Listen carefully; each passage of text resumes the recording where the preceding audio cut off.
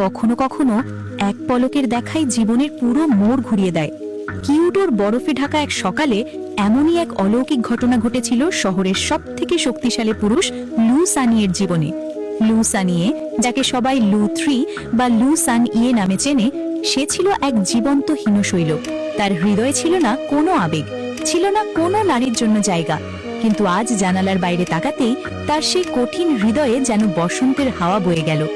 বরফের সাদা চাদরের ওপর একটি মেয়ে তার পোষা কুকুরটিকে নিয়ে খুশিতে আত্মহারা হয়ে ঘুরপাক খাচ্ছে। মেয়েটির মুখের সেই স্বর্গীয় হাসি লুর দীর্ঘদিনের নিঃসঙ্গতাকে এক নিমেষে মুছে দিল। মেয়েটি যেন এক ক্ষণস্থায়ী ধূমকেতুর মতো চোখের আড়াল হয়ে গেল, আর লুর মনে এক অদ্ভুত হাহাকার জেগে উঠল। আবার কি দেখা হবে তার সাথে? লু সানিয়ের সেই ইচ্ছা পূরণ হতে বেশিক্ষণ সময় লাগলো না। একটু পরেই সেই মেয়েটি কুকুর কোলে নিয়ে হাসি মুখে তার সামনে এসে দাঁড়ালো। সে আর কেউ নয়, ভেন গ্রুপের কর্ণধারের আদরের কন্যা ভেন জিয়াও। লু সানিয়ে অবাক হয়ে জানতে পারল যে মেয়েটিকে সে মনে মনে ভালোবেসে ফেলেছে সে আসলে তার ব্যবসায়িক অংশীদারের মেয়ে। তবে জিয়াও এর মনে লুয়ের প্রতি অন্যরকম ধারণা ছিল।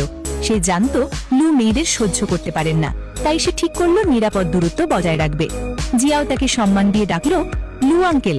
এই আঙ্কেল বা কাকু ডাকটি লুর কানে সীসার মতো বিঁধল। জিয়াও জানত না যে তার এই কাকু তাকে পাওয়ার জন্য কতটা পাগল হয়ে উঠেছে। লু সানিয়ের এক গোপন রোগ ছিল, কোনো নারী তার 1 মিটারের মধ্যে এলে সে অসুস্থ বোধ করত। কিন্তু জিয়াওয়ের ক্ষেত্রে সেই নিয়ম খাটল না। লু বুঝতে পারল এই মেয়েটি তার একমাত্র ওষুধ। লু সানিয়ে ছিল একজন ধূর্ত শিকারী। জিয়াওকে একা পাওয়ার জন্য সে এক পার্টিতে জঘন্য ভণ্ডি আটল। এক ওয়েটারকে ঘুষ দিয়ে জিয়াওয়ের পোশাকে মদ ঢেলে দেওয়া হলো। ড্রেস পরিবর্তন করার বাহানায় জিয়াও যখন উপরতলায় গেল, লু সেখানে আগে থেকেই ওত পেতেছিল। জিয়াও যখন তাকে সাহায্য করতে বলল, লু অন্ধকার থেকে বেরিয়ে এসে তাকে বাহুবন্ধী করল। জিয়াও ভয় পেয়ে বলল, আঙ্কেল আপনি এখানে কি করছেন? আমাকে ছাড়ুন। কিন্তু লু শান্ত গলায় বলল, তুমি তো আমাকে সাহায্য করতে ডেকেছো, এখন পালাচ্ছ কেন? লুয়ের এই গভীর আসক্তি জিয়াওয়ের এক অজানা আতঙ্কে ফেলে দিল। ঠিক সেই সময় জিয়াওয়ের বাবা নিচেটাকে খুঁজছিলেন। লু সেই সুযোগে জিয়াওকে ব্ল্যাকমেল করতে শুরু করলো। লু জানতো সোজা আঙুলে ঘি উঠবে না, তাই সে ভেন গ্রুপের ওপর হামলা শুরু করলো।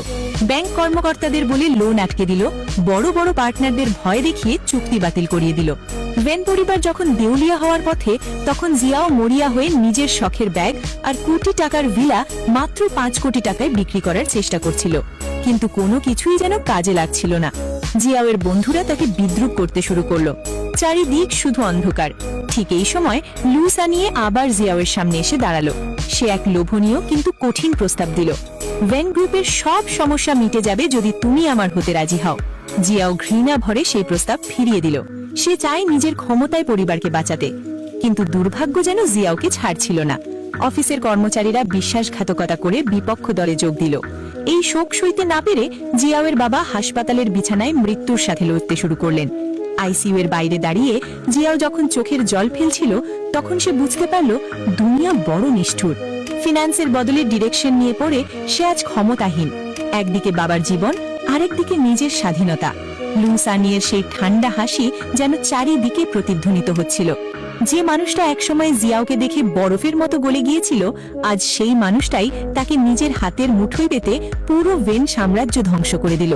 জিয়াও কি পারবে এই শয়তানের প্রেম থেকে নিজেকে বাঁচাতে, নাকি বাবার জীবন বাঁচাতে তাকে সেই লু আঙ্কেলের চারণে নিজেকে সঁপে দিতে হবে, যে তাকে পাগলের মতো ভালোবাসে? কিন্তু তার ভালোবাসা পাওয়ার পথটা ছিল অনেক বেশি বিষাক্ত। গল্পটির পরবর্তী অংশ দেখতে চাইলে অবশ্যই পেজটি ফলো দিয়ে চ্যানেলটি সাবস্ক্রাইব করে আমাদের সাথেই থাকুন। ধন্যবাদ।